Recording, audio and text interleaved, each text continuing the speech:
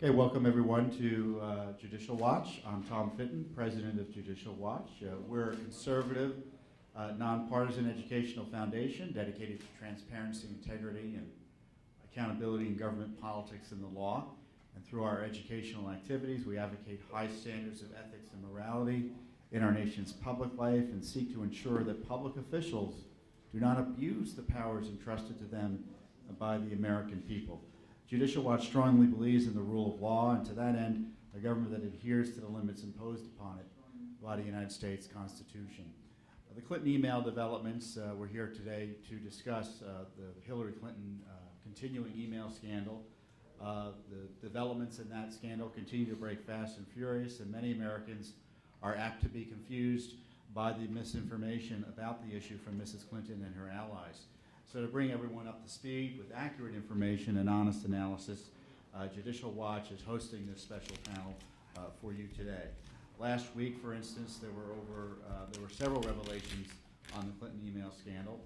Hillary Clinton, according to the Washington Post, they did an analysis, composed and sent over 100 classified emails. So she wrote the classified emails out and sent them along. And also Brian Pagliano, who was a IT official at the State Department under Mrs. Clinton, and who evidently helped set up and maintain Mrs. Clinton's so-called private server, was granted some type of immunity by the Obama Justice Department in exchange for cooperation in the criminal investigation of Hillary Clinton. And of course, there's the headline there too, the criminal investigation of Hillary Clinton, which has been confirmed time and again in Judicial Watch's litigation and by statements both direct and indirect by the FBI. Judicial Watch has been in the center of the Clinton email storm from the beginning. It was our litigation, I'm convinced, that helped uncover and press the State Department to disclose this information eventually. We had sued for documents in the Benghazi matter, and you may recall in 2014 we had this major disclosure that the White House was involved in putting out the talking points, not the intelligence community, about the internet video and spontaneous demonstration that was not responsible for Benghazi. And in that litigation, we noticed there were no Clinton emails.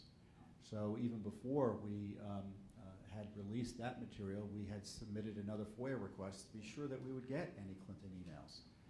And they kept on, later in that year, they let us know that there were they first of all gave us material we already had, and then they let us know in response to our inquiries as to where they searched, they let us know at the end of 2014, oh, well, there are other documents that need to be reviewed. And then in February of 2015, they admitted to a court.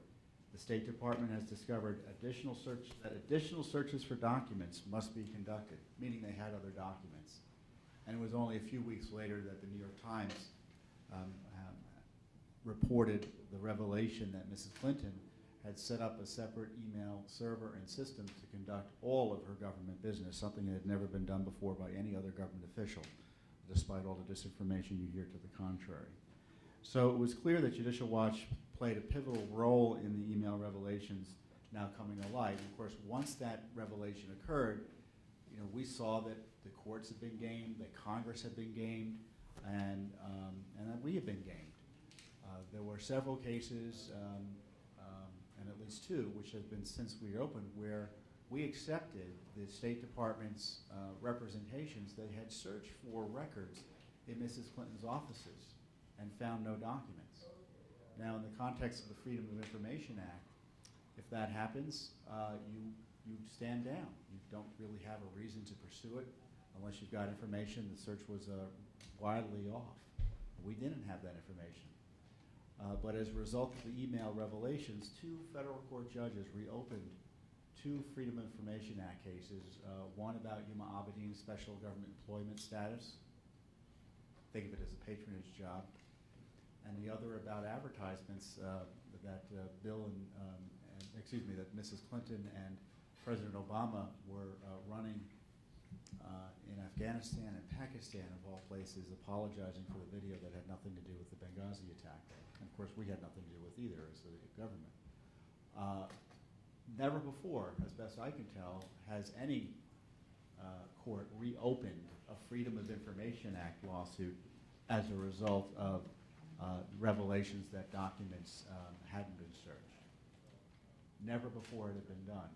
But this is the place that Mrs. Clinton had put us and the courts as a result of her decision to use this system and not tell anyone, and the State Department obviously helping her along in that regard and being complicit.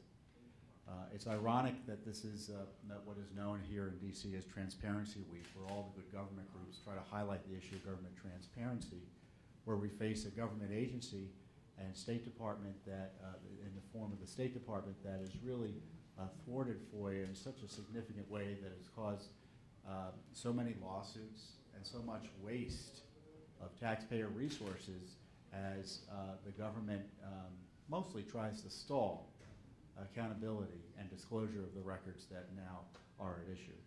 But what's interesting also is the number of revelations about the Clinton email scandal that have come forward from Judicial Watch's litigation. And in my view, much of the court action in our cases also has frankly forced or pressured the DOJ or the FBI to at least publicize the actions they're taking, if not to take actions. So in one of these cases, Judge Sullivan demanded the Justice Department, or requested, excuse me, the State Department asked Mrs. Clinton and Numa Abedin and Cheryl Mills to certify they had turned all the government all the records over to the government that they had taken from them when they left the agency. Now, Mrs. Clinton tried to certify that, but she did that under penalty of perjury. And she also, Judge Sullivan also requested the Justice Department ask the FBI what they had. The FBI didn't answer much. But it was that activity by Judge Sullivan that precipitated, in my view, the launching of the inquiry, of the official inquiry by the Justice Department and the FBI into the conduct of Mrs. Clinton. There were IG referrals that were the proximate cause, it said, but I have no doubt those agencies wouldn't have gotten on the ball until they saw that Judge Sullivan was authorizing Judicial Watch through the litigation to try to get answers about where these records were, what the status of them was. And as I said, Mrs. Clinton filed a statement under penalty of perjury. My colleague, Michael Bekesha, who's here, who's the attorney on the case, can discuss the deficiency, at least in my view, of that. But that's the measure of accountability that only Judicial Watch was able to get. Congress didn't bother with it as well. And think of these other revelations. We found out that we had Mrs. Clinton had not gone through the classified email training that was required by a presidential executive order and by federal law. We asked for those records because everyone who has access to this material is supposed to have the training. And we asked for records of the training, and the State Department gave us a no records response. So, boy, another area of the law where Mrs. Clinton didn't have to follow the rules. We found a nearly 5-month total gap in the emails of Mrs. Clinton. Now, these are the emails she decided to turn over. Remember, we're wondering about where the other half are. But there was a 5-month email gap. We also found that one key State Department official did not want a written record of issues about the Clinton emails. There's an email talking about, we need to talk about this offline, because she didn't like the way the email discussion was going, because this FOIA official, by the way, knew that her emails would be subject to disclosure under FOIA. And let's talk about the so-called personal emails versus government emails. Practically speaking, if Mrs. Clinton had been at the State Department and was doing things right, she could have, if she set up a lunch date with her daughter, she could have deleted the email. But once she decided to leave government, she couldn't take any of those emails with her. But that's what she did. And all those emails would have become the government's. And that's the issue right now.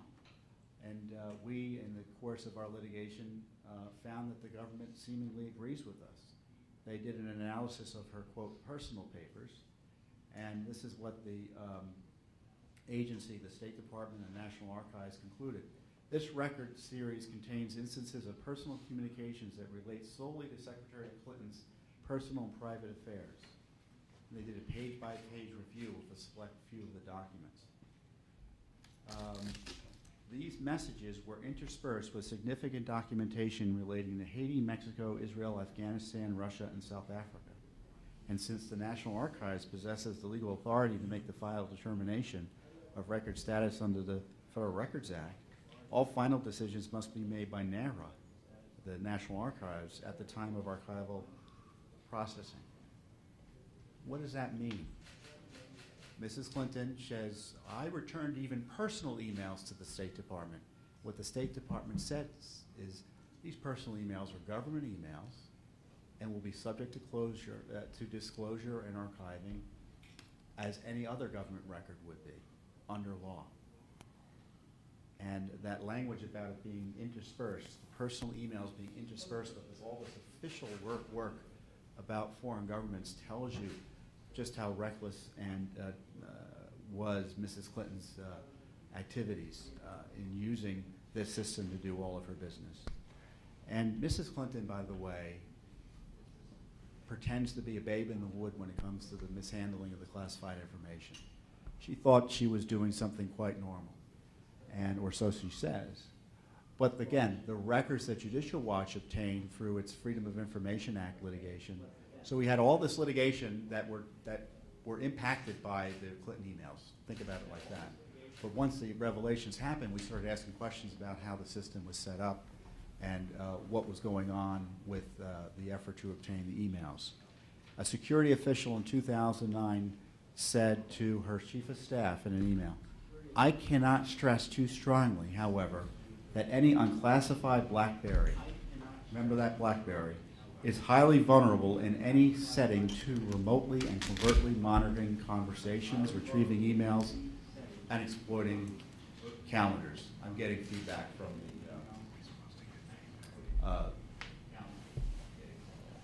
in the back there, Michael, if you could take a look. And leaving no doubt that Mrs. Clinton was fully aware of the deep security concerns surrounding the BlackBerry security issue. The email recounts, went up to one of the department security officials and said that she read the message and she gets it. And she specifically was drawn to the sentence that indicates that we have intelligence concerning the vulnerability of her BlackBerry and personal devices during her recent trip to Asia. So she was warned repeatedly, and yet there was this push, despite these warnings, to use the BlackBerries, these personal digital devices that supposedly were only personal, they weren't issued by the government, on what is on Mahogany Row is what the email references. And then maybe the biggest revelation, and one that is most relevant in some ways to the litigation that has been in the news recently, with at least Judicial Watch's litigation. We received records from the State Department showing that in 2009, when she became Secretary of State, there was an immediate effort to try to set up a computer network system that was not run out of the State Department, a non-State Department network system, so that she could access her emails. And there's a reference to also setting up a standalone personal computer across the hall from her office and her counselor's office. And who's her counselor? Cheryl Mills, to access her email. Boy, if that doesn't show there was an effort to thwart the Freedom of Information Act, I don't know what is. The emails show they specifically wanted a separate PC that could access her emails through the non-Department of State computer systems. An extraordinary revelation. And then, of course, you have the Office of Inspector General, the Obama Office of Inspector General, run by an Obama administration appointee whose office is now being attacked by the Clinton gang. And he confirms, the OIG confirms in a report just in January what we've been saying all along, that Hillary Clinton and the Obama State Department thwarted specific Judicial Watch FOIA requests with inaccurate, that's a quote, and incomplete, that's another quote, responses. The State Department OIG report in many ways is half-baked. My experience is IGs tend to be, their reports tend to be both exposés and cover-ups at the same time. This is no exception.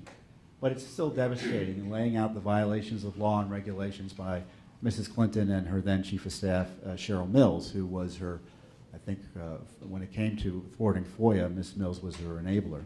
The OIG admits it still doesn't know the extent of the inaccuracies and other violations of FOIA, and correctly suggests that officials could be held in contempt of court for FOIA fraud.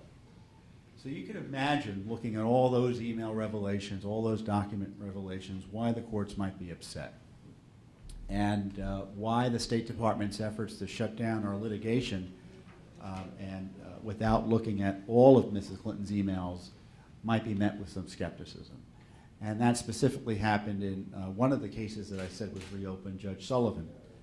Judge Sullivan's case, this is the case concerning Yuma Abedin's special government employee status. The government wanted to shut down the case without searching all the emails that really may be out there and responsive. Mrs. Clinton, remember, just turned over half the emails, and we'll get into the details of how that happened a little bit later with Michael, I hope. But we said that can't happen. We need to find out through discovery where some of these other emails might be and whether FOIA was thwarted.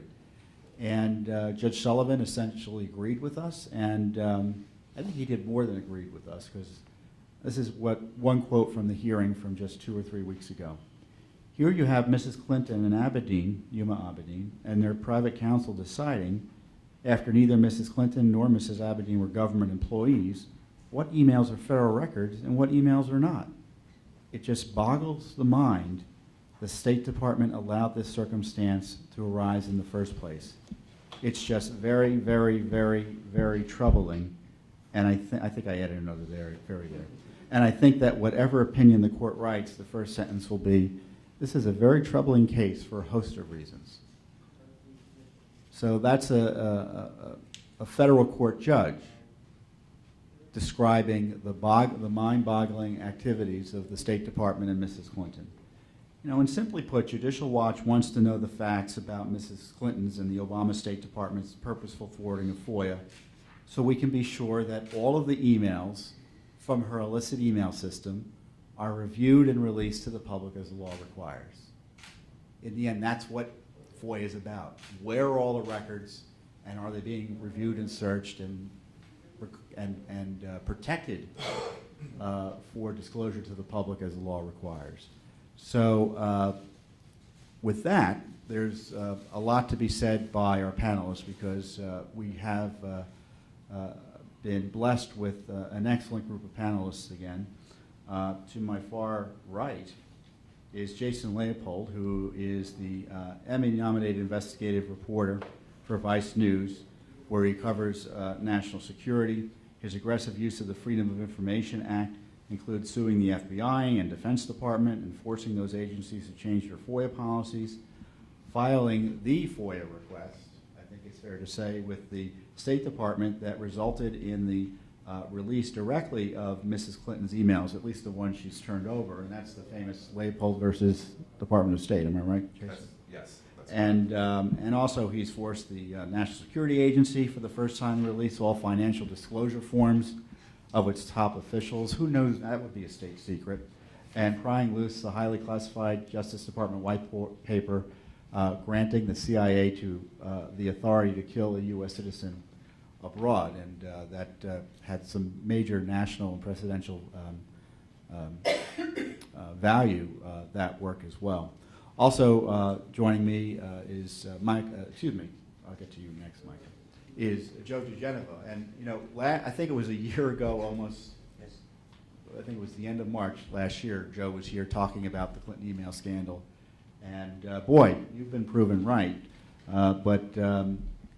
Joe is a founding partner of the Washington, D.C. law firm of diGenova and Toensing, which represents individuals, corporations, and other entities before the federal courts, Congress, and government agencies on criminal, civil, and administrative and investigative matters. He possesses extensive experience both as a litigator and investigator, having served both as a U.S. attorney for the District of Columbia, where he managed more than 400 federal attorneys, and as an independent counsel in the Clinton passport file search matter. So he investigated the Bush administration over their illegal accessing of Mr. Clinton's passport file when he was running for office. And in 1997, he worked as special counsel for the U.S. House of Representatives to probe the International Brotherhood of Teamsters. And you even worked up in New York to investigate Elliot Spitzer and his Troopergate matter. And he was only governor then, so it wasn't a major investigation. He has obviously expensive experience on Capitol Hill. Worked at the Senate Rules Committee and was counsel to the Senate Judiciary, Governmental Affairs and Select Intelligence Committee. Boy, I mean, if you were looking for a bio of someone who touches all the bases on all the issues that we're concerned about, this is Joe fits that bill. And Michael Bekesha, on my left, is one of Judicial Watch's excellent staff attorneys. He joined us in 2009. He's a graduate of the University of Missouri Columbia Law School. He went to Northwestern undergrad, and he's litigated dozens of Freedom of Information Act cases in both states and federal courts on behalf of Judicial Watch and as well as our individual clients, media organizations, and other not-for-profit organizations. And the Judicial Watch doesn't just represent itself in court, but we represent others seeking access to information and who can only get it when they sue the government in court. And most recently, Michael successfully argued before U.S. District Court Judge Emmett Sullivan our motion for discovery. So this is his case that he was running into whether the State Department and former Secretary of State Hillary Clinton deliberately thwarted the Freedom of Information Act for 6 years. And that motion for discovery was granted a few weeks ago. And today, I guess I'm taking Michael away from his real work. He's supposed to be working on a limited motion for discovery that's due before Judge Sullivan today into this very issue. So I can't tell you what's going to be in it, because it hasn't been finalized. But by coincidence, there'll be big news today when we file it later, what our exact plans are in terms of who we want to gain testimony from in the administration and those who used to be in the administration. So look for that, and maybe Michael can give us some general ideas as to what to expect. But before we get to Michael, we'll start with our guest, Jason Leopold. Jason, please give us a briefing as to your experience and how I realized as I was prepping here, it's like I don't know as much about that case as one would think, given how significant it's been. So I come at this as a journalist who is a fierce proponent of transparency. And I want to make the point that for me and for my organization, Vice News, this is in no way partisan. I happen to pursue records from the federal government on a wide range of individuals, no matter their party affiliation. And in this particular case with Hillary Clinton, I actually filed a FOIA request for all of her emails. I'm not actually quite sure why I asked for all of her emails when I originally did, but that was in November of 2014. But I knew that she was going to be the Democratic presidential candidate, the front runner. And in order to provide the public with information about how she performed as Secretary of State, what better way to do that than to provide them with a wide range of documents, including emails. So I filed this request for all of her emails and then sued the State Department in January, knowing that they were not going to respond within that 20-day time frame and turn anything over. But I had no idea at the time that Hillary Clinton exclusively used private email, that there was a private email server. I had filed several requests some years earlier for emails and just never received a response from the State Department. So we filed this this FOIA request for all of her emails, litigated, and then the New York Times broke the story about the exclusive use of private email. And then shortly after that, the Associated Press broke the story about the server. again, as a journalist who depends heavily on records from the government, this was disturbing. This was actually, to me, initially seemed like an attempt to thwart the Federal Records Act and the Freedom of Information Act, and to deprive journalists and historians with important records about how Hillary Clinton would, or during her tenure as Secretary of State.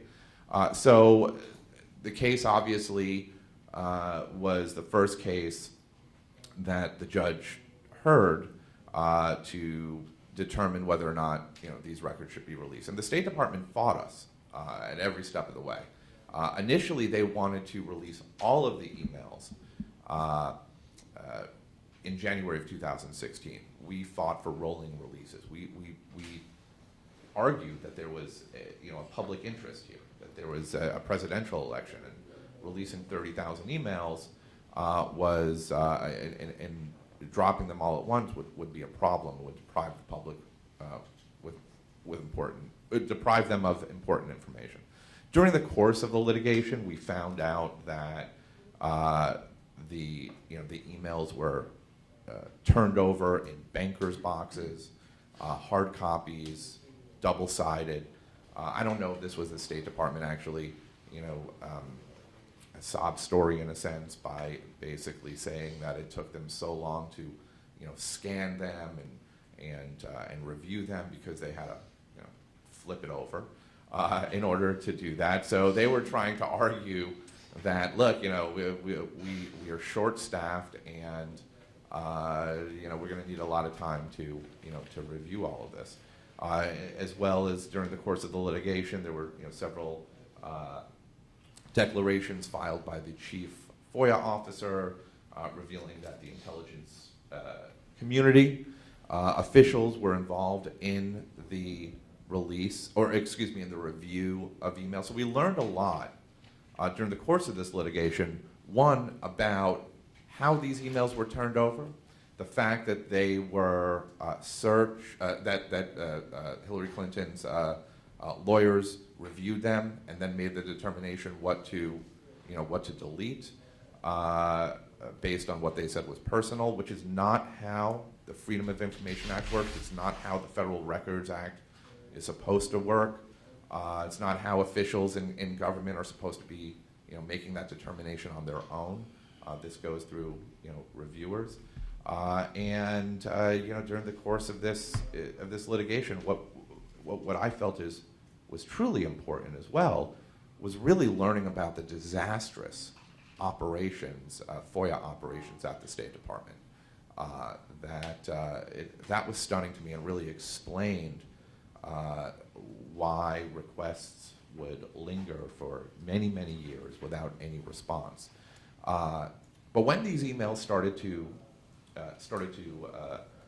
come out, I felt that they are very important in terms of providing the public with a picture of a top official, the nation's top diplomat, and how she performed her job, and how that could possibly provide the public with information as to how she would perform as president, how she would be as president. I should add that I have a separate FOIA case against the FBI for email for information related to the server. FBI is saying, well, we got an active investigation. Now that all the emails that were turned over have been released, we are now at the process of asking the judge to force the State Department to turn over a Vaughn index, so we can get some insight as to what those emails that have been withheld contain, a little summary of that. So, what's a Vaughn index?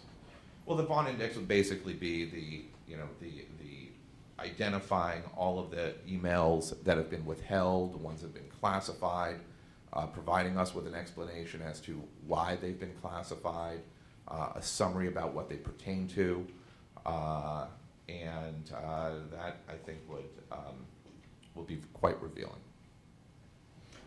Well, thank you, Jason. And the judge in your case is not Judge Sullivan, but now his name is escaping me of all judges. Judge Contreras.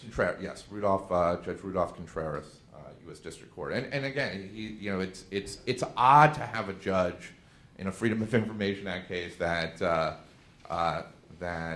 not defer to the government, and that certainly was not did not happen in this case. He found this to be a very important case. He said as much, and those rolling releases that he ordered, I thought was very, very important. As I indicated, the State Department wanted to dump it all out at once, and that would have been a big problem at this point. So. Well, you highlight the fact that none of the disclosures that we're talking about were voluntary. They were all the result of litigation. Mrs. Clinton only turned her emails over after repeatedly being requested and demanded from by the State Department over the course of nearly a year in 2014. Right, the State Department, I mean, that's an important point. So the State Department received a notification from the National Archives in September 2013, if I'm not mistaken. And it wasn't until, for some reason a year later, where any of these emails were turned over. And one thing that we hear quite a bit from Hillary Clinton's aides and officials is that she was not the only one, who had the practice of using private email. But that's not true, because this is entirely unique to Hillary Clinton. Yes, Colin Powell, Condoleezza Rice, and Madeleine Albright, apparently they used private email. But it was not the same way. It was not exclusive, and neither of them set up a private server in their home. So that was entirely unique to Hillary Clinton. And the other claim or numerous statements that these emails are being released because she asked for it, that's not how it works either. I mean, no government official out there can say, I want you to release all my records, and they're going to go, oh, okay, yeah, we'll release it. It has to be, if it was not for the litigation, this would not have been, released the way it has been. And that's just a fact. And Judicial Watch is generally known as a conservative organization. Jason, you wouldn't put yourself as a creature of the right, certainly. No, but I want to make this, that's a point I want to make. I wouldn't put myself as a creature of the right. I wouldn't put myself as a creature of the left. I feel that it's very, very important and crucial to provide the public with information, no matter who it may hurt in a sense, politically, and perhaps it's embarrassing. That's important. That's the way democracy is supposed to work. And certainly, as a journalist, as an investigative journalist, who has a very, very difficult time obtaining information, certainly from this administration, it was the case with the last administration. But this administration came into office promising, transparency and a new era of open government. And that certainly has not been the case. But as I said, I'm doing this, and frankly, if Bernie Sanders was Secretary of State, would have done the same thing. And Ted Cruz, Rubio, exact same thing. This in no way, from where I sit, is partisan. This is just simply my job as a journalist, is to provide you and the public with information that you otherwise may not be able to obtain. Well, and as before I transition to Joe, just as Congress and the senators and everyone will complain about transparency and lack of transparency in government, the Freedom of Information Act, by design, does not apply to Congress. Yes, they were very smart by exempting themselves from FOIA. So, thank you, Jason. Joe diGenova, please. Well, I was here a year ago, and I was here to praise Caesar in the form of Judicial Watch, and let me do it again, because as a result of the indefatigable activities of Tom Fitton and Judicial Watch, we have learned some amazing facts about the conduct of official business by the United States government, and particularly the Secretary of State and her entourage. Some of the most revealing and astounding bits of information about the conduct of government at the highest levels, so disturbing in their extent and in their implications, as to really put into question whether or not a person who did what Hillary Clinton did should ever be president of the United States. Let's settle a few things at the outset. Mrs. Clinton continues to say that this is a security review that the FBI is doing. That is nonsense. It is also false. Mrs. Clinton, by the way, has given mendacity a bad name. It hardly seems possible for anyone to have lied so much about so many things of such import, but she continues to do so, and she does so with vigor and impunity. And you have to ask yourself whether or not the type of Nixonian paranoia which led her to set up the private server really, really disqualifies her from the highest office in the land. The second thing is the criminal probe is underway. And when I was here last year, I said there would be one. I also said there would be a grand jury. There is a grand jury. I also said, because Mr. Pagliano, who was the guy that worked for her at the State Department and also worked for her privately, and of course, as you know, he never told the State Department that he was working for her privately, and that's one of the reasons he's been given immunity, because he lied on his forms to the State Department about what his relationship was with the Clintons. There is a damage assessment underway in the intelligence community about all of the emails that are classified, but more particularly, there is a damage assessment underway, an official damage assessment, which you have to do before you bring the cases that are going to be brought in the criminal investigation. And that damage assessment is to determine exactly what you're supposed to do when you know that very, very valuable classified information has been compromised. And make no mistake about it. The secretary, her entourage, Cheryl Mills, Patrick Kennedy, the undersecretary for administration, and all of her staff engaged in a conspiracy to withhold information from the American people, Congress, and the federal courts under the Freedom of Information Act, under congressional subpoenas, and under general litigation. They engaged in a conspiracy to obstruct the administration of justice in federal courts. That is now coming to light. Last year, I predicted that declarations and affidavits from Mrs. Clinton and her staff would ultimately be insufficient. That has now come to pass. She is going to have to testify, and her staff are going to have to testify. Needless to say, they've already lawyered up for other reasons, but they're going to need them even more. She has continued the lie that Colin Powell, Condoleezza Rice, and Madeleine Albright all used private emails. What's the fuss? And as Jason has said, the fuss is that she set up a private email in her home, in the basement of a house in Chappaqua, New York, to conduct all her government business.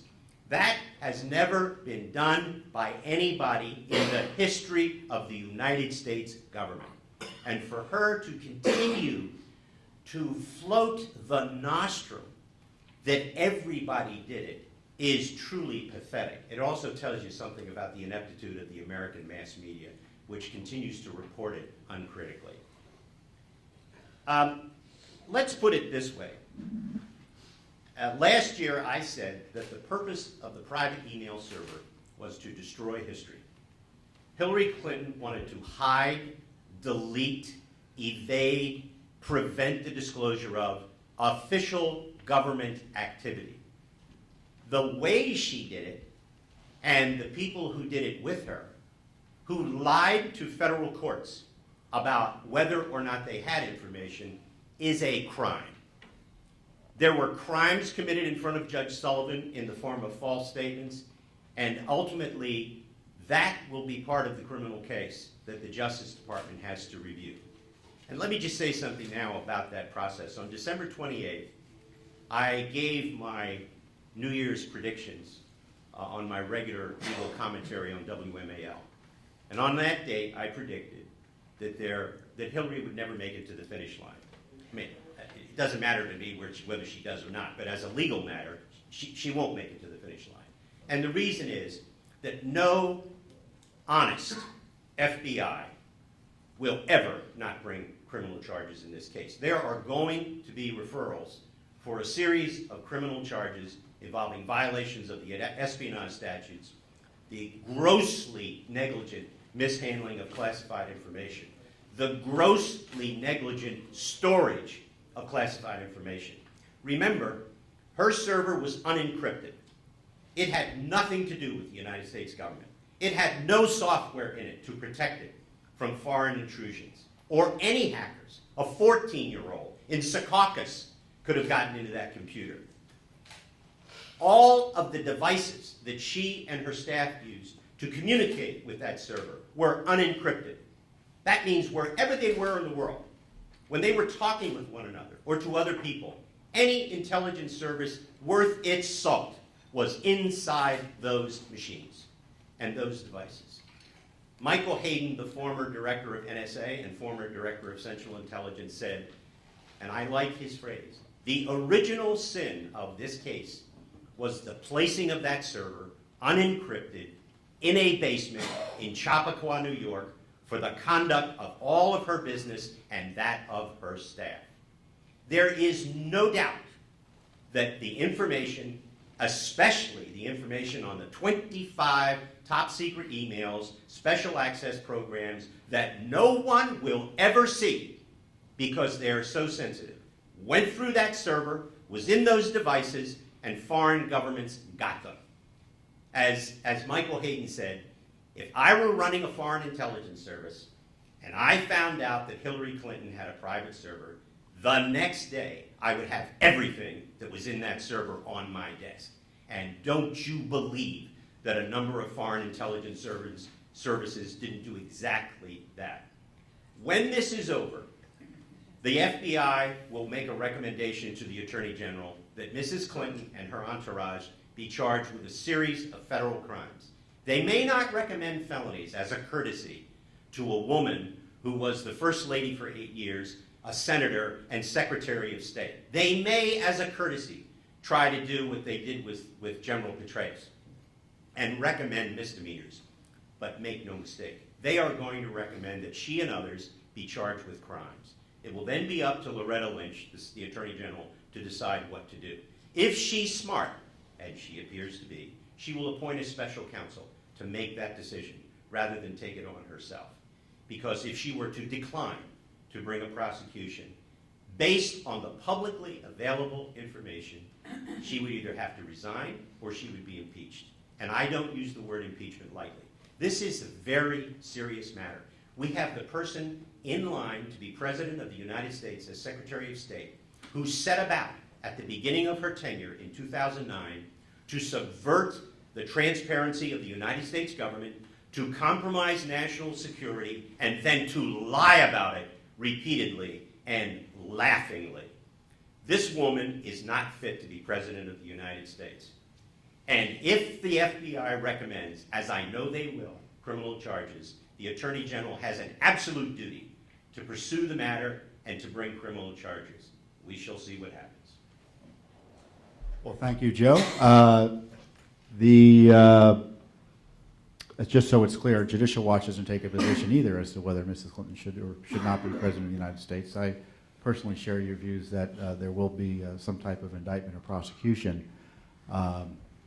Perhaps I'm cynical because I have yet to see any accountability for anyone, but I don't think that'll happen. Yeah. Well, Well, let me but just many of my colleagues here don't I- share your citizen. Let me just say this about what Jason said. He is right in the sense that if history is prologue, the IRS investigation is the best example of how this Justice Department, the most politicized in 50 years, handles serious allegations of government misconduct. I think this will be different, and the reason is that was then, and this is now. Thank you, Joe. We'll talk more about this after Michael Bekesha's presentation, who is now charged with pursuing a plan of discovery, a narrowly tailored plan of discovery, as Judge Sullivan 4 times mentioned during the hearing. And he'll describe how we got there and where we might be going. Thanks, Tom. As Tom mentioned early on, our case, this was one of 2 cases that was reopened for revelations that Mrs. Clinton used the non-state.gov email account to conduct all of her official business. It started off as a revelation, but when we were in front of Judge Sullivan about a month ago, really early on when he started speaking at the beginning of the hearing, he said, well, I don't think revelation is the correct word, because everybody at the State Department knew about her email address. And other people in the government knew, including President Obama and other individuals in the White House. So, you know, Tom mentioned revelations, Jason mentioned revelations, but it was only revelations to the American people. It wasn't a revelation to anyone within the government. As Joe mentioned, there's a good chance that foreign intelligence, foreign countries had access to this information. So really for 6 years, 4 years, Mrs. Clinton was Secretary of State, as well as 2 years after, the State Department and Mrs. Clinton were keeping the public in the dark. They were keeping this email system secret, private, so that the public did not have access to her records. And a lot of the information that Tom's already talked about, what Jason talked about, we led Judge Sullivan down a path. We started providing him with evidence on why it looked as though Mrs. Clinton and the State Department deliberately thwarted FOIA. It was more than just for mere convenience, as Mrs. Clinton said, I guess, about a year ago. We saw that she hired, it's been reported that she had hired Brian Pagliano, who was an IT person for her campaign, had him hired on as a Schedule C employee at the State Department. She then started paying him separately. So he had 2 jobs. One, he was supposed to run the IT systems at the State Department. Second, he was supposed to make sure that her email system was always working. Occasionally, her email system would go down and there would be problems. And we've now seen through emails we received in other FOIA requests that when there were problems, her senior advisors, Cheryl Mills, Huma Abedin, would email the State Department senior management, not the career folks, and say, well, her email's down, we're having problems. And one of the solutions that came up was, well, we should provide Mrs. Clinton with a BlackBerry, a State Department BlackBerry. Also in that email, they said, well, we could mask her identity so people wouldn't know who was sending the emails from what email account. And then the last part was, and that BlackBerry and that email account would be subject to FOIA.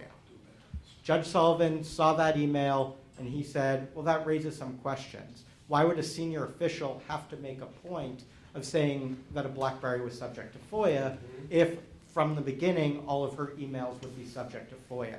Of course, in response to that email, Huma Abedin responded something along the lines of, I don't think that would be a good idea. Of course, we don't know exactly what she was thinking, what she was referring to, but it's probably pretty safe to say that her and Mrs. Clinton were going to be unhappy if all of her emails would now be subject to FOIA.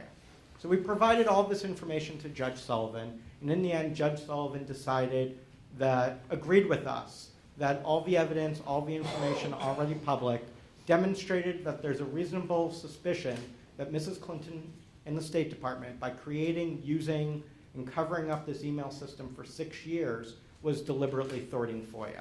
So this isn't just Tom saying it, it's not Jason, it's not Joe saying it. You know, a federal judge appointed by President Clinton said, to him it looks as though the purpose of the email system and the purpose of covering up the system was to deliberately thwart FOIA, so that the public, so that investigative reporters wouldn't have access to Mrs. Clinton's records. So because of that, Judge Sullivan decided, granted our motion for discovery. So what that means is we can start collecting information, starting to find out additional answers to some of the questions that still exist. We've learned a lot, but there's a lot more out there. We have questions about why the account was set up in the first place, who helped Mrs. Clinton and the State Department set up the account.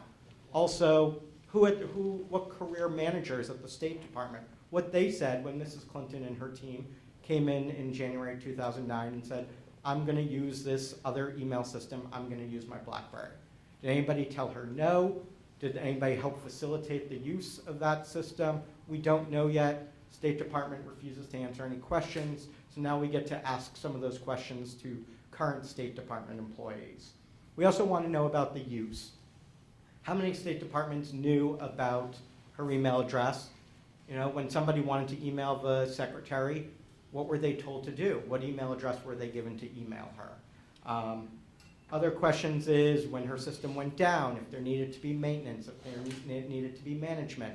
Was somebody at the State Department involved in conducting that work?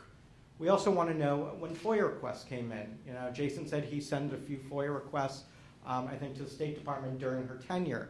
Well, what happened? I mean, practically speaking, the FOIA office gets a FOIA request in. It asks for Mrs. Clinton's email on any topic. They then send, you know, a message to the secretary's office that says, we just got a FOIA request in for Mrs. Clinton's emails. Please review them, you know, search them, review them, and let us know which ones we can produce. Well, at that point, what happened? There were no emails there. Did somebody in the secretary's office tell the FOIA office, well, we don't have any of our emails because it's on this parallel off-grid system, or did they just say there were no responsive records? You know, was the FOIA office being lied to, or was the FOIA office part of the cover-up? So just to be clear, if I can just interject on that, they didn't respond at all, just completely ignored it.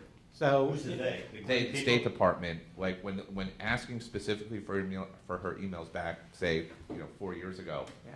No response. Yeah, so we really don't know what happened, what that processing looked like.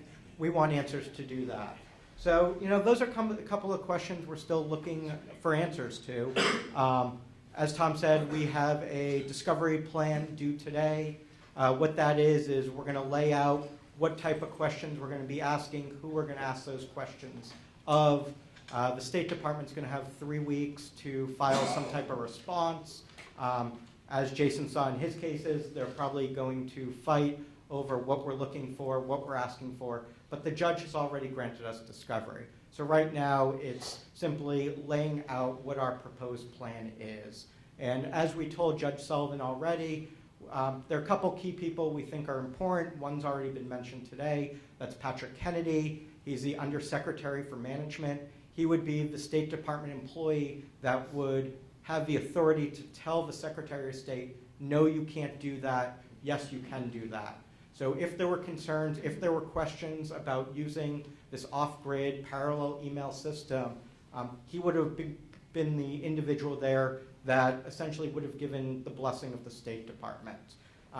We're also thinking about asking for depositions and to ask questions of some of the individuals that helped set up the standalone computer or suggest the standalone computer, or individuals that wanted to provide, you know, a State Department BlackBerry to her so that her emails were subject to FOIA. We also have interest in asking them questions and deposing former government employees.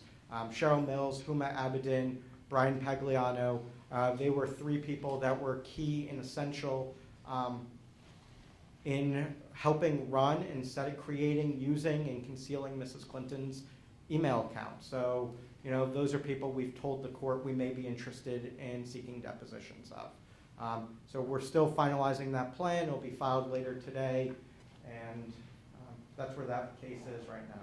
And and what's the process for the judge approving the plan? What's the timing of the approval, you'll think? I mean, you can't predict when he'll do it, but sure. I'm guessing.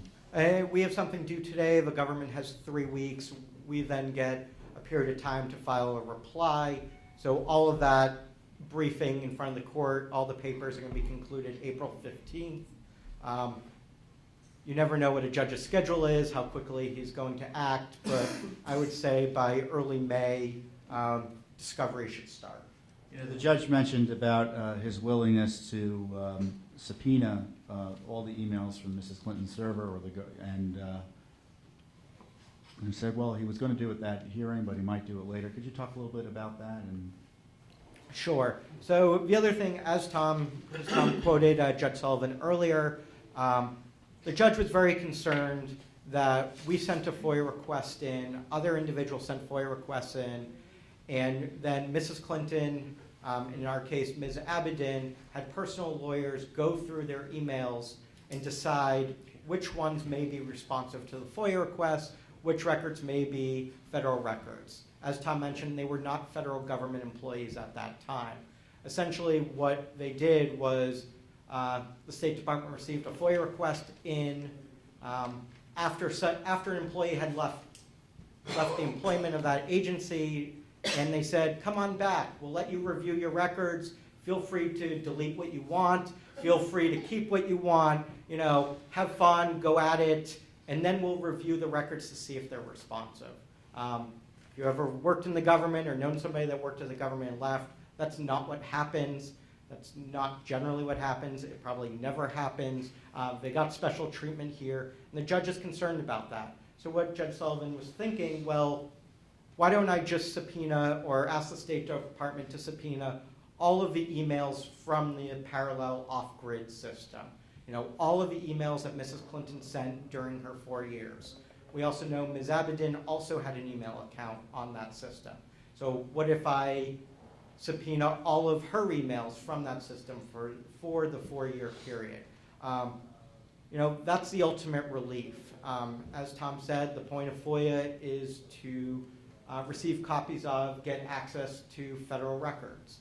So the idea would be for the court to subpoena the records all would then be returned to the State Department. So in Mrs. Clinton's case, it wouldn't be just the 55,000 pages that her attorneys decided they were willing to turn over to the State Department. It would be what's approximately 50,000 more pages that they did not turn over. Whether or not she deleted the records, no one has said. All of her attorneys have said was they didn't turn over those records. My guess is that they didn't delete any records. The Clintons would like to keep everything in their possession. You never know what happens when you try to delete something.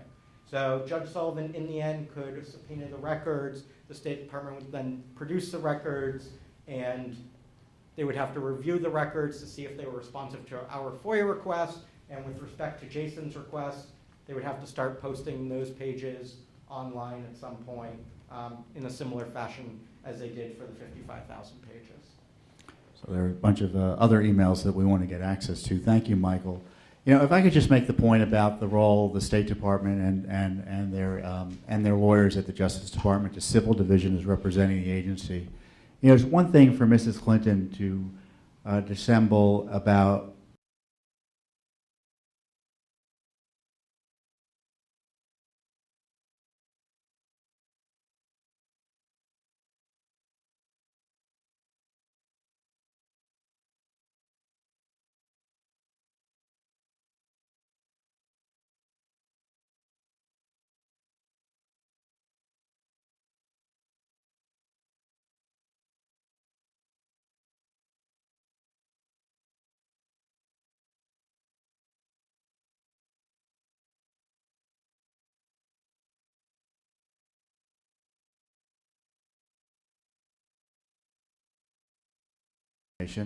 which doesn't have to be classified, also similarly has to be protected.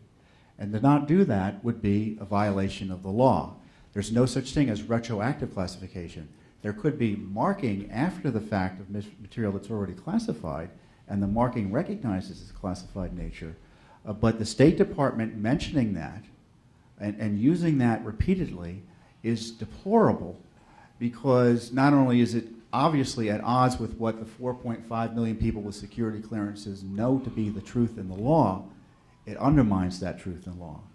And the Justice Department, by the way, the Civil Division, I've watched repeatedly, both in this case and in other cases, lawyers for the Civil Division at the Justice Department, representing the agency, but presumably it's the position of the administration, come in and defend Mrs. Clinton's conduct. Everything that Michael said was problematic, and Jason said and Joe said was problematic about her use of that system. The Justice Department has justified and said there was nothing inappropriate about what Mrs. Clinton did. She should have been able to do what she was doing, and there should be no other questions beyond this. And they've said outright that what Mrs. Clinton did was perfectly fine. Now, how does that comport? Imagine you're a prosecutor in the Justice Department, Joe, and you're working with 150 FBI agents on this national security investigation, public corruption investigation, looking into also reportedly whether she transformed her public office into a private one in terms of using it to raise money for the foundation and herself personally. And then you have lawyers at the Justice Department, Civil Division, working with the State Department agency saying everything Mrs. Clinton did was good, was fine. There was nothing inappropriate about her handling of documents. Well, how does that fit in with a Justice Department that's supposedly conducting a criminal investigation into the same practice? this is a complex problem for the Justice Department. The Civil Division of the Justice Department is known to be rough and tumble. they don't view themselves as prosecutors. They view themselves as lawyers with clients, like if you're a big law firm down the street here. Their job is to protect their client. They do not have the same sense of ethics and concern that a criminal prosecutor has in the criminal division or in a U.S. attorney's office. The civil division people run roughshod over everybody on the other side of the case, and they defend vigorously to the point of, in my opinion, improper conduct, some of the things that they say and do in court. Let's remember, when that private email server was set up in Chappaqua, everything that went into it became the property of the United States government.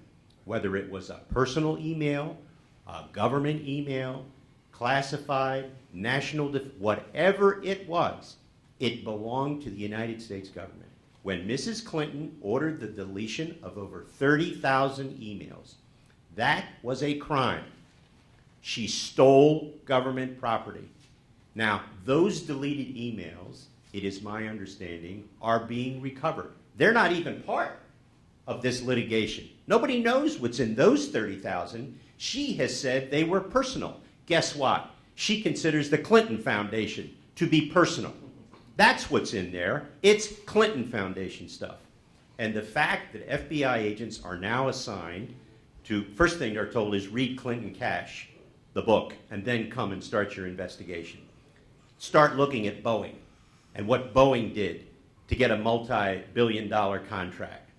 Now, it is very important to understand that the people in the criminal division, if they're doing their job, will not care what the civil division said. And when the FBI shows up at their doorstep with a prosecution memorandum recommending charges, they will have to make an independent judgment. But it will not be clouded by the type of representations made by the civil division in court. What the civil division is doing in your case and others, they're gaming. This is what lawyers call gaming. They say things because they have to. They don't say things because they believe them. They'll go to the edge.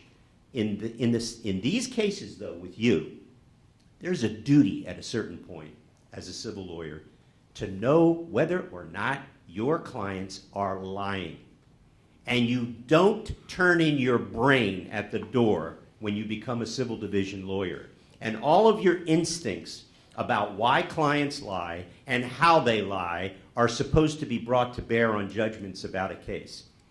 When Jason didn't get answers 4 years ago from some inquiries, remember that State Department was asked to answer some questions. Do you have these records? They didn't provide any answer. Now, why do you think they didn't provide an answer?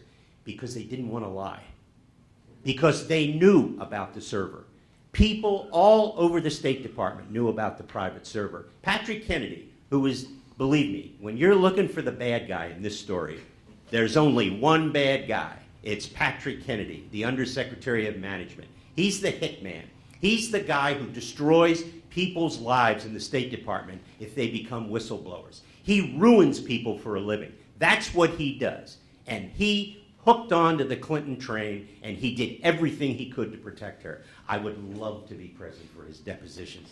I would love to be present. I know we're obviously focused here on Hillary Clinton's emails, but what was very interesting to me last year when when the revelations unfolded, I had actually had also a FOIA request out to the Department of Defense for some emails from Chuck Hagel. And the Department of Defense responded to me by saying, we don't have any records because Chuck Hagel, at the time, he just, am I right, Chuck Hagel? Yeah. Drew a blank there for a second. Chuck Hagel does not use email. Then this happened, and then my lawsuit, FOIA lawsuit went through. I got an email from the FOIA office at the Department of Defense, and they said, oh, we just want to let you know that actually Chuck Hagel uses a private email, and it's a Gmail account. So, what I started to notice is that certainly, as I said, this is very unique, this particular situation to Hillary Clinton, but this use of email and trying to kind of thwart the Freedom of Information Act was widespread. Just recently, I obtained some records unrelated to sort of an email request, but it was documents that were turned over from the Justice Department.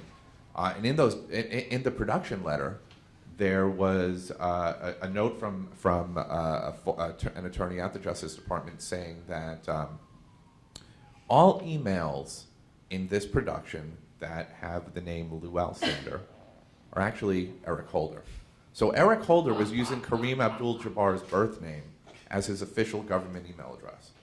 And it was just mind-boggling that, that this was happening. So I don't mean to digress, but it's this discovery of how widespread this is and how that makes it incredibly difficult for me as a journalist, to do my job. Yeah, and remember this. This is really important for purposes of government accountability. This administration began its life saying it was going to be the most transparent administration in history. That has become a very bad nightclub joke. The point is that 2 EPA administrators and 2 deputy EPA administrators use nothing but personal emails to conduct government business. This is rampant. Can you imagine a cabinet meeting with this administration where they didn't worry about government business? They shared information about how to use private emails to avoid the Freedom of Information Act. There was a plan afoot from the beginning of this administration to avoid disclosure. It was rampant in the cabinet. And what is really fascinating about this is put aside the hypocrisy of the good government people. We all know everybody's for good government, right? But when you look at the arrogance and the lack of fear, the total lack of fear that anything would be done when it was discovered. This is so disturbing for anybody who cares about government or a journalist who's trying to inform the American people about what's happening. It's pretty serious stuff. I don't count on historians to eventually talk about this truthfully, because historians are just as goofy as the people writing government right now. But I do count on the new historians to make it out. And the new historians will have Judicial Watch and Jason to thank when the real information comes out. But this was a government policy. This wasn't an accident. This administration, by the way, do you know how many inspectors general they didn't appoint purposely so they would only have acting inspectors general? Because they knew once an inspector general gets confirmed by the Senate, they become very independent. So guess what? They didn't nominate people. They had acting inspectors general in a whole bunch of agencies, including, guess where? The State Department. One thing I glossed over before when talking about our case, in the case before Judge Sullivan, something else we learned that was rather startling was that it wasn't just Mrs. Clinton using this private email system. The same system was being used by her deputy chief of staff and probably her longest time aide, Huma Abedin.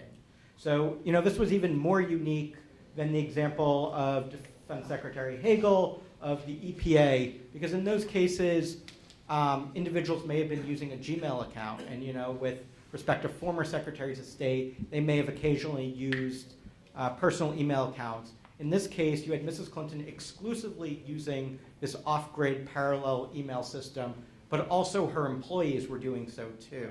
So we know at least Huma Abedin was also sending, and based on another FOIA request and lawsuit we have, she had about 28,000 pages of emails from this clintonemail.com server that she was using.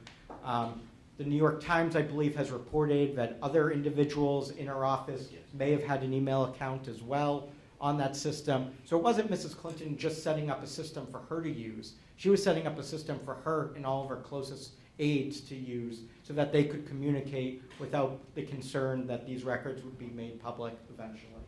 Well, this is not something, Mrs. Clinton pretends that she's all new to computer emails and that this, after she left after she became Secretary of State, she discovered emails.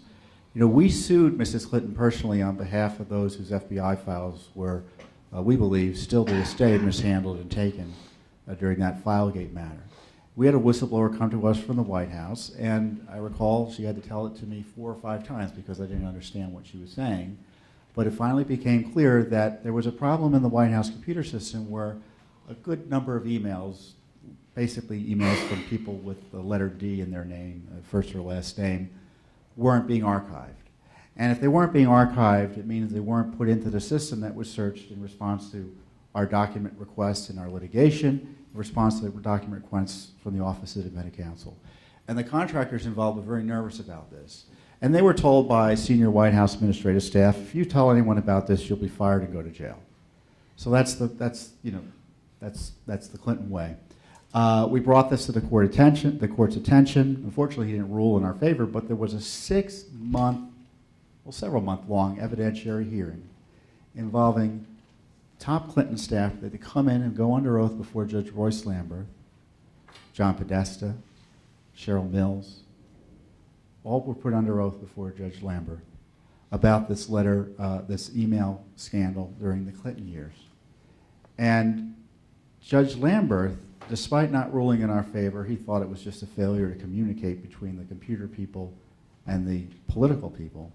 He singled out Cheryl Mills and said that her participation in the matter was loathsome and that she made the most critical error in this entire fiasco. Mills's actions were totally inadequate to address the problem. And in essence, what Mills did was, I think she did one research once she figured out something was wrong, but didn't tell anyone else about the problem, including those on the outside asking for all this information. And who, at this hearing, Mrs. Clinton had her lawyers there too.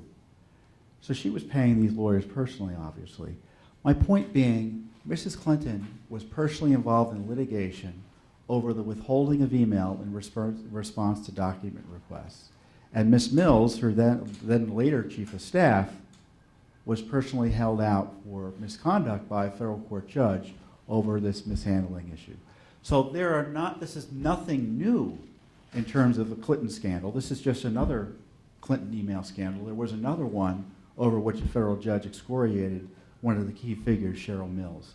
So this is the, this is the kind of the history that I think is necessary for Americans to know about when they're looking at this. And just quickly before I open up the questions, how outrageous is it that Judicial Watch is doing this work? Or that the reason we have this email process as it was, again, over the objections of the State Department, was because one single reporter on his own, doing journalism 101, checked the box to make sure that, we have a prominent person running for office who was the Secretary of State. We need to make sure we at least have access to all of her emails, so we'll see what's there. I don't know what's going to be there. You don't even remember why you asked, but you knew you had to ask because that's asked for everything. You just need to cover your bases as you're covering these folks. Where is Congress been? Where has Congress been? Congress has not investigated the email scandal to any great extent. There have been a few half-hearted queries by the Benghazi Select Committee that have been obstructed by this. And I tell you, and to the degree they've asked any questions, they've been barely competent. One of the things they did was they subpoenaed Mrs. Clinton for all the emails between, let's say the beginning of the attack, or September 2009, and September 31st, through December 31st, 2009. Through December 31st, 2012. When did Mrs. Clinton leave office? February 1st, 2013. So the Benghazi Select Committee neglected to ask for all of her records for the time she was there. And we noticed that discrepancy, and one of our lawyers here, Ramona Kakta, pushed hard on the State Department. First of all, give us all these records you're supposedly giving the Benghazi Select Committee. By the way, there's another month you didn't search for, go back and search. Based on our inquiries and pressure in our litigation, the State Department realized they had done a crappy search for the Benghazi Select Committee and went back and did a research on the Benghazi records. And it was that research that produced, for instance, the email that Mrs. Clinton wrote to her daughter the night of the attack, acknowledging it was an al-Qaeda attack, and that was the centerpiece of the Benghazi Select Committee email hearing that she testified at. But it was a document that wouldn't have been disclosed before our litigation. We're wonderful we had that success, but boy, isn't it frightening and outrageous that it would not have been disclosed, or at least in a timely way, but for our activity. And you have to wonder, where is Congress here, and where is the rest of establishment DC? The State Department's refusal to go out and protect the classified information Mrs. Clinton took. The emails, please return the classified records. Please return them. Please return them. Once, twice, 3 times. Oh, you have a classified record? We'll send you a safe. You can keep them there in your offices. This is the State Department. This is a indictment not only literally or figuratively of Mrs. Clinton, but really of the process of government accountability here in Washington. Congress wasn't doing it, the agencies weren't doing it, and it's independent groups like Judicial Watch or lone reporters doing more work than Congress has been able to do. One of the fascinating things about the server, the private server, is here you have a series of House investigations. The Senate didn't do anything. I mean, I don't know what the Senate is doing. The House of Representatives had an Armed Services Committee, Foreign Affairs Committee, Government Oversight, and the House Intelligence Committee. 4 investigations. Now, they subpoenaed and asked for records. They got stonewalled. Some of them didn't even subpoena records. They just sent letters requesting documents. Not one of those committees, prior to the Benghazi Select Committee, knew that Hillary Clinton conducted her business from a private email server in her house. Now, what do you think of the quality of that investigation? Can you imagine John Dingell or Henry Waxman not finding out about the private server while they were dragging people up in front of their committees in public grand juries? The Republicans who can, I'm a Republican. I'm a conservative Republican. My wife, Victoria, with whom I practice law and who was in government, we're conservative Republicans. The incompetence of the House Republicans in conducting these investigations about Benghazi and related matters is a disgrace. Every one of those chairmen should be embarrassed by the work that they didn't do. It's, apropos of Tom's comments, is it any wonder we're just finding out about this? I can't imagine the old tigers running the House and the Senate tolerating any of this for a minute.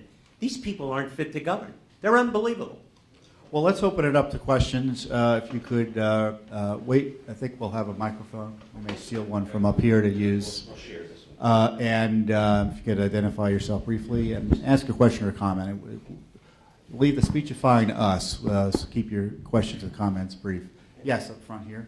Hi, Alana Goodman from the Washington Free Beacon. My question is for, thanks. My question is for Joseph. Do you think that, or can you explain the significance to you of Brian Pagliano being granted immunity? Like, what do you think that this indicates? Well, first of all, anybody who knows anything about, first of all, I've investigated espionage cases, classified information. I did the Pollard spy case. So this stuff is, this is not complex stuff. The guy who set up the server is the first guy you talk to.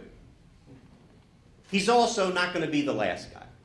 He's also not the mastermind. He did what he was told. He's like one of the soldiers, he's not a capo in the mob.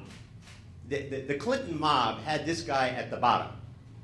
You immunize him, number one, no thought, doesn't even take 5 minutes to figure out you're going to immunize this guy. And you have to.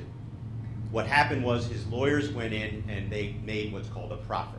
The prosecutors said, yes, we'll give him immunity, but you've got to give us a proffer off the record about what he's going to tell us. They heard it, they gave him immunity. Now, in all likelihood, he got statutory immunity, which means they went before a federal judge, they got the immunity, and you do that when you have a grand jury. If there's not a grand jury in this case, I mean, I don't know what these people are doing. Can you explain statutory immunity and why that would, why Well, statutory immunity grants you complete. Ollie North got statutory immunity from the committee. Remember when he testified? And Brendan Sullivan, his lawyer, said, whatever you do, say as much as you can, because once it comes out of your mouth under statutory immunity, They can't use it for leads. They can't do anything. And as you know, Ollie North was subsequently prosecuted by a mad independent counsel, convicted, and his prosecution was later thrown out because the court said there's no way after giving that testimony he could be prosecuted. That statutory immunity protects Brian Pagliano from everything, from any prosecution. He can never be prosecuted, state or federal, unless he lies. And then he can be prosecuted for perjury. The immunity is vitiated, and he can be prosecuted for everything up to that point. So if Brian is a smart little boy, he'll tell the truth, and he'll tell everything, and not try to hide or protect anybody. Okay, yes, on the side there. Hi, Andrew Harris from Bloomberg News. My question is for Michael. You laid out some of the people that you're hoping to depose subject to Judge Sullivan's order. Those of us in the room of a certain age can remember that when Bill Clinton was president, he was subject to a famous deposition. I'm wondering, are you building up to seeking the deposition of Secretary Clinton, or are you not going to seek that? Right now, we want to get answers from people that were involved in either approving her server, setting up the server, creating the server, figuring out what happened. That's where we are right now. We may come to a point where we need Mrs. Clinton's testimony because individuals can't answer the questions that Judge Sullivan asked. But right now, we're starting with other individuals. Thank you. By the way, just so you know, the last person in the world you ever want to interview is Mr. or Mrs. B. They're the last person you That's why I asked. Yeah, you never talk to them first. They're the last people, because if they're prone to lie, which may be the case here, you want to have talked to everybody first, gotten them under oath, gotten their information, and then talk to the big kahuna. Yes, this person, and then you. Thank you. Thank you. Laura Curran with CNN. I actually have two questions. The first is for Joseph. Since you're making predictions today, I wonder if you could speak about how widespread you see these indictments, these potential indictments being, given that, as we saw with the Washington Post report, Clinton herself sent, I believe, 104 of these now classified emails, but there's hundreds of other officials who sent information that was classified as well. And then if I could just, one other question for the entire panel, which is how much of this, if we go beyond the Clinton email specifically, is an issue of FOIA regulations struggling to keep up with new technologies, and the laws not explicitly pertaining to not just email, but even newer technologies that are emerging and that aren't necessarily being incorporated into the archiving regulations, and I guess sort of how this can be exploited by government officials to circumvent FOIA. Well, let me just say, the circle of figures at the center of the investigation includes Mrs. Clinton, Mr. Pagliano, Uma Abedin, Patrick Kennedy, Cheryl Mills, and several other people in the immediate circle. Those people all would have been privy to the fact that there was a private server and nothing else. They would have known that the private server was not encrypted because they were using private unencrypted devices to communicate with Mrs. Clinton through the server. Every one of those people who has a high-level security clearance is a potential criminal target in that inner circle. Beyond that circle, as you get farther away, people's culpability goes down because they're not going to have the type of knowledge about the original sin that they're not necessarily. They may see a Clinton.com. They don't know about that server in Chappaqua. If you know about that server in Chappaqua, you're dead meat. You are criminally responsible for the mishandling or the improper storage of classified information. That doesn't mean it's a felony. I want to underscore, if I were the FBI, I would recommend felony prosecutions for everyone in that inner circle, but I would expect a misdemeanor plea or a workout. And that would be my assumption. Once you get beyond that core, it's much more difficult to accuse people of mishandling when they're being sent emails from the inner circle. What do they know? How much do they know? Now, I have to tell you something. If I'm communicating with the Secretary of State and her entourage, 4 or 5 people, tops, and it doesn't have a .gov on it, the first thing I'm thinking is, what's this all about? You don't have to be an expert. You don't have to have a degree in technology. You don't have to be somebody who's set up systems, who can write code and software. That is a fundamental. If you're getting, let's say you're getting sensitive information about what's happening in East Berlin after an attack, and you're on the periphery, you may be in the security people at the State Department who provide protection for Mrs. Clinton, and you get a .com email with some information about an attack. You know the first thing you do? You call somebody up and say, what the hell is this? Why is this not coming to me on a .gov? It would have been rudimentary for people to ask the question, what is this email stuff? And a lot of people didn't. And so the question is, why? Because they were afraid to. Because you never crossed the secretary and you never crossed Patrick Kennedy. Jason, you have any response to the issue of the, I guess, like texting or Snapchats, Yeah, things like that? You know, the National Archives has explicit guidelines for email retention, the changing technologies. National Archives, NARA is not the greatest. Clearly, they did not do a good job with this issue with regard to the private email. But they do have these guidelines, and these guidelines have been issued, and even text messages, there's guidelines about retaining those.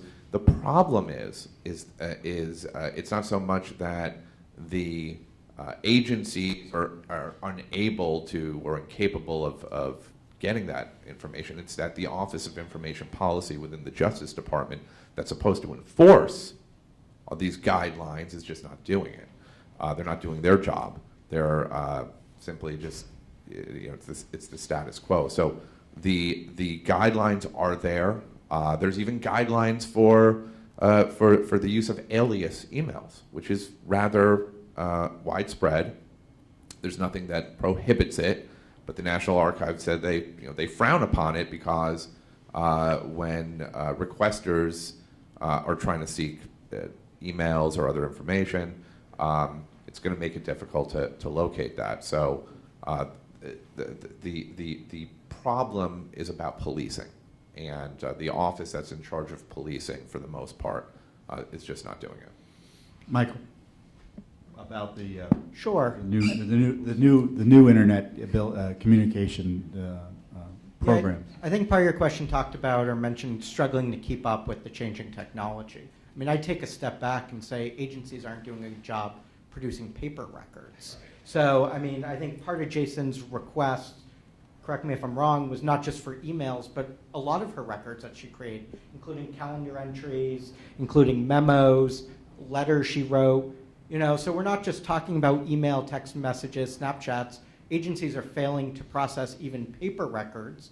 And as you know, paper records are decreasing in amount, these days, and they're still having trouble producing those. And I think, as Joe said, it's because, or Jason said, it's the Justice Department, OIP not enforcing.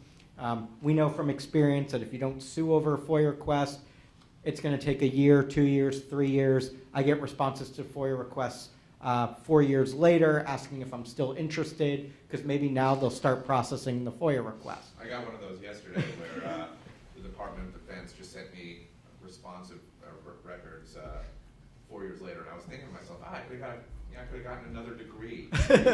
Oh yeah. By the way, the one thing people in these agencies are not doing is struggling with their consciences. Well, and that's, the law has kept up in the sense that no emerging technology is a reason not to keep a government record as you're supposed to under the law.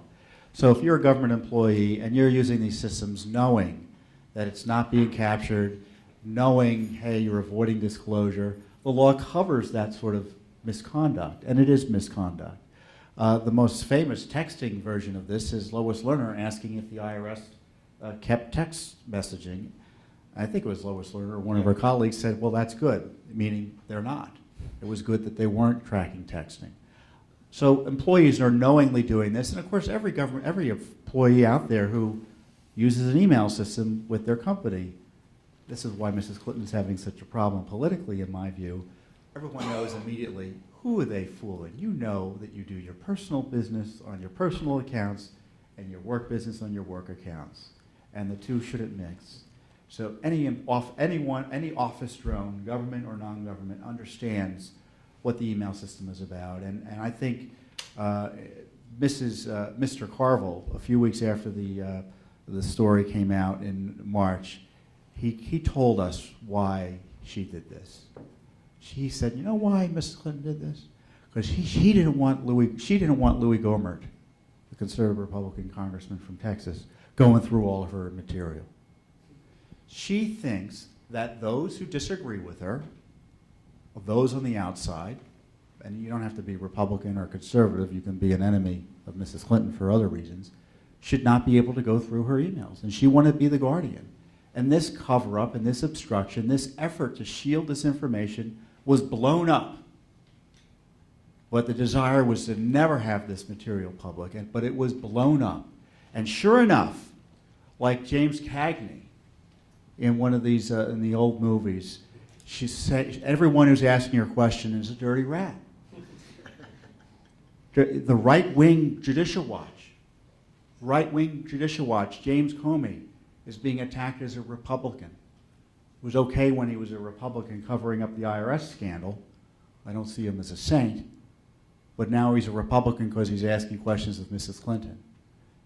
The OIG investigators, the appointees of President Obama, the Inspector General for the National Intelligence Community, Inspector General for the State Department, being attacked by the Clinton operation. They are attacking the law, those charged with enforcing the rule of law.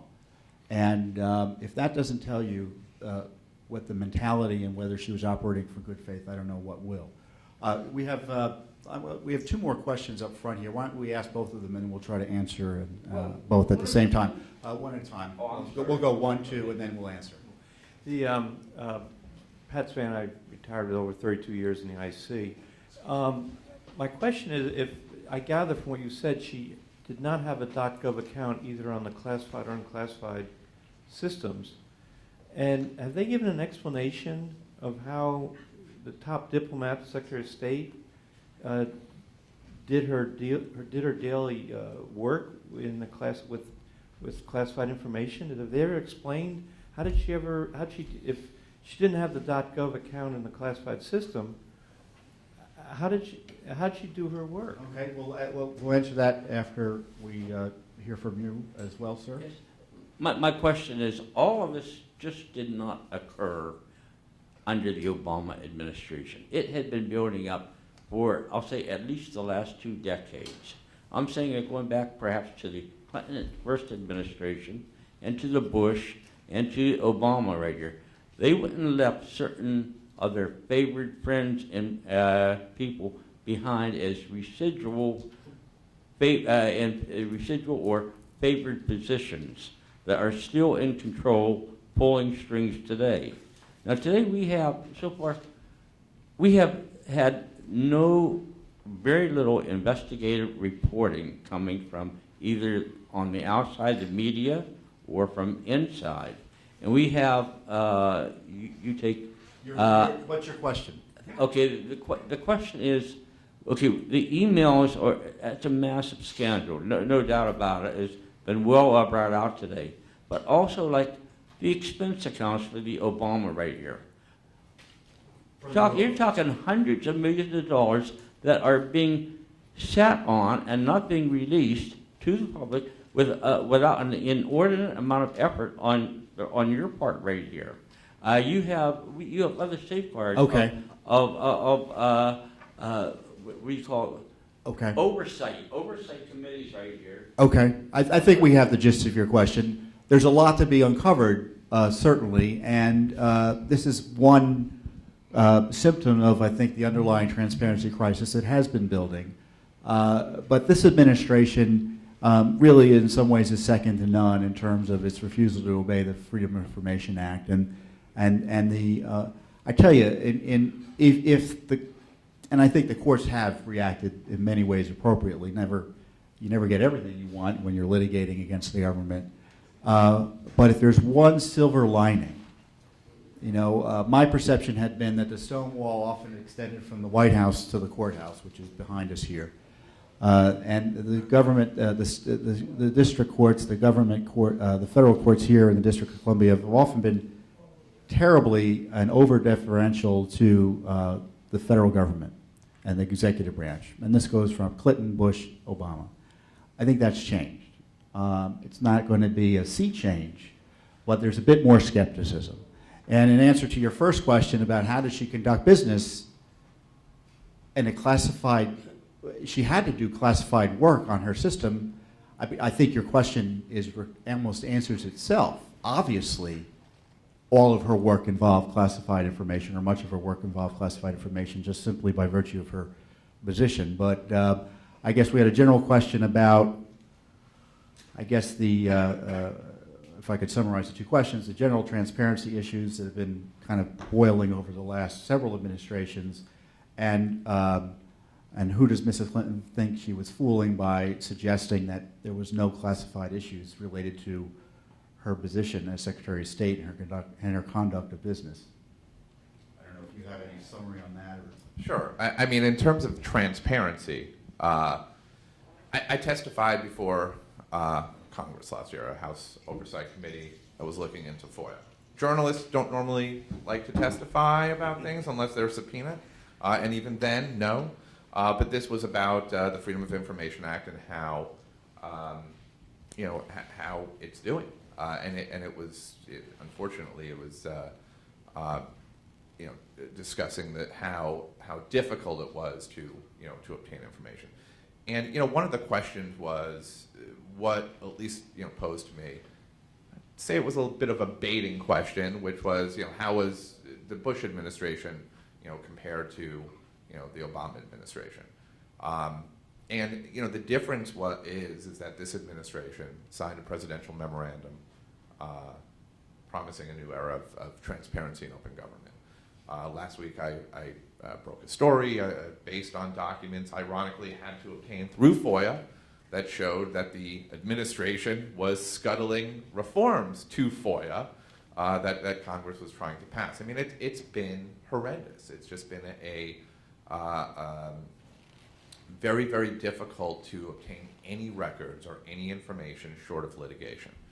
In the last administration, Ashcroft had a memo which we more or less knew that we weren't getting anything because they made it clear, and this new memo and these new guidelines that came through this administration was instructing agencies to act with a presumption of openness. And the administration fought the Congress's efforts to codify that into law. Currently, I have about, as a reporter with Vice News, about 24 Freedom of Information Act lawsuits against a number of different agencies. A lot of FOIA lawsuits. But as I indicated, as a national security reporter, and somebody who is trying to get documents to report these stories, it's just been impossible to do that short of quoting anonymous sources. And I've been burned in the past by anonymous sources. Just don't want to go down that road again. So, in answer to your question, how did Mrs. Clinton conduct her government business, all of it, without having a .gov account? And the answer is, when she did it with classified information, she did it illegally. That's how she conducted her business. Michael, do you have any thoughts on either the classified issue or the transparency generally? You've litigated more than your fair share of cases. Judicial Watch, I think we filed now well over 3,000 Freedom of Information Act requests, and we only sue about one out of every 10 requests at this point, so well over 300 against the administration, many of which, the best type of case would be, in theory, they gave us the documents, and now we're arguing over whether they withheld anything and the scope of the withholdings, and maybe there's litigation there. Oftentimes the litigation, the large majority of it is just to get them to give us a response one way or another and to get a schedule of the release of documents, which is only obtained through court order. I mean, that's how derelict the Freedom of Information Act law is. It's only enforced through court orders these days in large measure on substantial matters not voluntarily by an administration and an executive who's sworn to lawfully, faithfully execute the laws. We, as Tom said, we file about 50 FOIA lawsuits a year. Those lawsuits, by the time we get records, it's several months, if not several years later. By the time Judicial Watch receives all the records, sometimes we're representing investigative reporters, other individuals doing research for books or scholarly articles, Judicial Watch own, looking for information about investigations they're following. Most of the time we get these records after the headlines have passed, after the stories are cold, after reporters have, their deadline has passed and they're submitted their articles. So FOIA is a great tool, but as it is right now, it's really an imperfect tool. And, I'm not sure what changes that. I don't think the new FOIA reform bill that looks like it's going to pass soon is going to make any significant changes. We're still going to have to sue, as Tom said, to just get an answer about whether or not they're going to produce records. Well, I think in some, obviously we're going to continue our work because, as Judge Sullivan said, he was the State Department to thwart our effort for discovery. So, you have the Office of Inspector General, you got this FBI investigation, and I'm paraphrasing, you can look at the transcript on our website.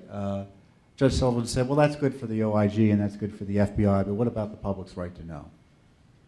And so to that end, no matter what the FBI and the Justice Department does, we're going to have this discovery, and we're going to get information, I think much of which will be public, if not contemporaneously, but eventually with the court.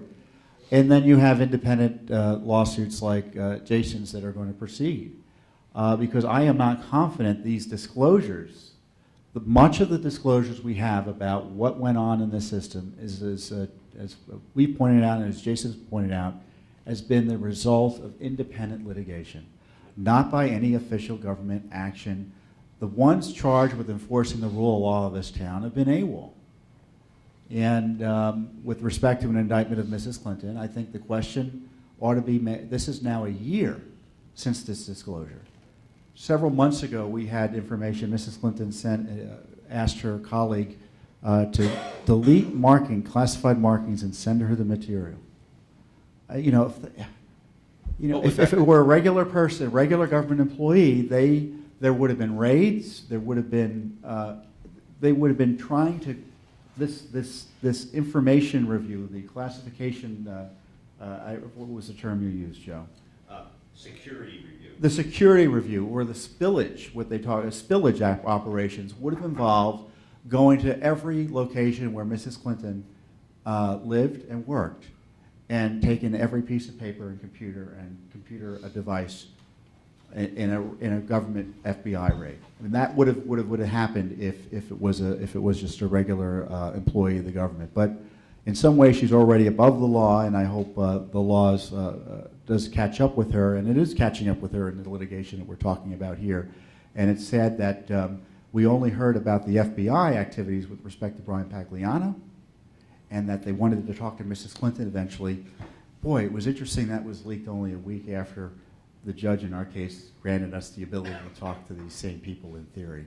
I'm hopeful that there is going to be accountability, but time and time again, it looks like the Justice Department and the FBI at least move only publicly when prodded by independent action. And it's great that we're doing it, but it's no way to run a railroad. Any closing thoughts from any of you? I was just going to actually chime in, just a last note. What was very interesting in this last, I think it was the last batch of emails that were released. There was an email from, I believe it was a Foreign Service officer, but don't quote me on that, who was using a private email to conduct business, and Hillary Clinton remarked that she was upset that this person would actually use a private email to conduct business. So there was, I was trying to read into this, like, surely, she must know that she's using a private email, but there is no self-awareness. But it was really just remarkable to see, her write, aside from please print, a comment that said, I can't believe he would use a private email to conduct official business. That doesn't seem right. And that's literally in there, so you can find that in that. I just thought it was weird and ironic and funny, and that's my closing thought. Joe, do you have any insight as to the timing of any of the law enforcement action you suggest will occur? Well, back in December when I started talking about this, and then everybody sort of piled on and information started coming out as a result of that, I predicted 60 to 90 days for a recommendation from the FBI to the Attorney General. I had no idea when indictments might come, if any, because that would require review. And the FBI could make a recommendation without a grand jury. But there's no way you give Brian Pagliano immunity without having subpoenaed documents from a bunch of third parties. And you only do that with a grand jury subpoena. So now that they've gotten into the Clinton Foundation, and we know that there are several dozen agents assigned to the Clinton Foundation, and whether or not their official acts were bought and paid for by donations to the Clinton Foundation, it could go on longer. But the pressure to decide sooner rather than later, I would assume by May there's going to be a recommendation from the FBI, certainly before the Democratic Convention, and there should be. I mean, she has a right to know whether or not she's in trouble, and the American people who might be voting for her, especially Democrats in primaries, certainly have a right to know whether or not this is all for naught. Well, would a special counsel start from scratch if he or she were appointed? Well, if they appointed a good special counsel, in other words, someone who'd been a U.S. attorney before or a federal prosecutor before, someone these are not complex matters. I think the Clinton Foundation issue, whether or not official acts were bought and paid for with donations to the foundation, that's a more complex subject, but the evidence is already readily available. If you appoint a special counsel, that person has to get organized, get an office, hire staff. So it would obviously elongate the decision process about whether or not to charge her or anyone else. And assuming Judge Sullivan, so April 15th or so is when the briefing is done, assuming he rules in a month or so, or within a month, we'll be taking discovery in May and June or July? That's the plan. And in addition, we have another request for discovery on the Clinton email system before Judge Lambert. And there's other litigation where this issue, and I suspect it will come up in your litigation too, Jason, is what about the emails Mrs. Clinton said she had but didn't turn over because they were personal? Right. And there's been talk about deleting emails. Mrs. Clinton never said she deleted any emails. She said, I didn't keep them. And then Mr. Kendall said, they're not on her server. And I'm convinced that these emails are gettable and out there. The FBI supposedly has recovered some of them from the server that they were removed from. But I have a feeling they're out there. And this is kind of the next, if I were talking about what terms of new information that's going to come out, irrespective of any criminal investigation, is there's going to be a resolution by the courts of what about these other emails that weren't turned over. And I think the law and the facts are on our side. Judge Sullivan almost issued ordered the State Department issue subpoena 2 weeks ago, and he just deferred just a little bit on it. It's a matter of time before those emails are obtained and reviewed and secured under the Freedom of Information Act, at least. Well, what's going to happen is, because of your depositions and your questionings, obviously this issue is going to come up, and the question, I would assume, would be asked, where are these other emails? Were they destroyed? Were they placed in another server? Were they printed out? Are they in electronic form? I mean, the notion of turning over to a journalist tens of thousands of pages of documents with no electronic format for searching is ludicrous. The only reason you do that is because you don't want the reporter to find anything. That's why you give them paper. It's the old trick in litigation. You dump 2 million documents on your opponent and let them see if they can find anything. In this case, unless people are prepared to lie for their leader, I would assume that the answer to the question about where are these other emails and whether or not they are truly personal, I'm making quotation marks with my fingers, will come to light, and no doubt as a result of the varying litigations. So thank you, everyone, for attending, and thank you to our guests for sharing their experience and insight with our guests here and our those viewing us on the internet. Jason, your material and work product is available over at vicenews.com. Right. Yes. spicenews.com. And Joe, how can you be contacted, and where can folks follow you? Well, I'm unfollowable. I'm worse than Hillary Clinton. Well, so you think. I'm not a journalist. But Joe practices law based here in D.C., so you can figure out where to get him if you need to. Contact him. And Michael Michael Bekesha is obviously with Judicial Watch, and you can see his work product and our briefings on judicialwatch.org and follow this issue generally. As I said, sometime today we'll be filing our narrowly tailored discovery plan, and so folks are going to be on notice as to who needs to be, we believe, needs to be questioned, and the judge has already granted our motion for discovery, so it's just a matter of figuring out who's going to be questioned, not whether there'll be any questioning done. So again, thank you. We'll keep you updated. Again, this is available this video will be available in its entirety on the web for future viewing at judicialwatch.org, and we'll have an edited transcript available in a month or two as well. So thank you very much.